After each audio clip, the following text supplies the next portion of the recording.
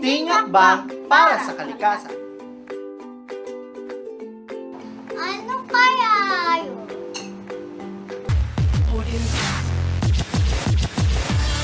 Ew! Ang kalat! Hindi ganyan ang tamang pagtapon ng basura! Dapat ganito! Nabubulok! Di nabubulok!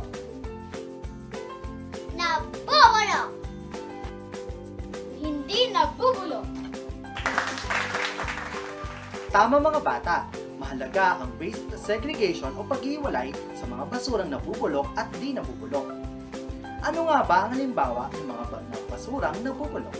Ito ay ang mga tira-tira nating pagkain, mga dahon, balat ng prutas at gulay, mga basura mula sa hardin o halamanan, papel at marami pang iba.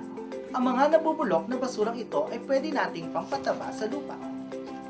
Ang halimbawa naman ng mga di nabubulok na basura ay tulad ng lata, plastic, bote at goma, styrofoam, metals at iba pa.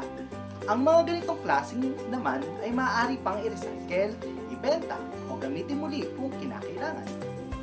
At ano nga ba ang masamang dulot ng mga basurang hindi pinag-iwalay o pinapabayaan lamang?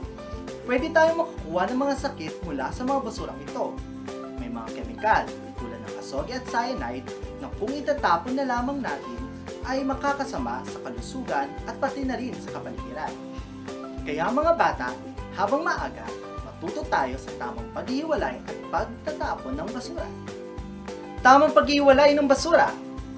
Munting hakbang para sa kalikasan.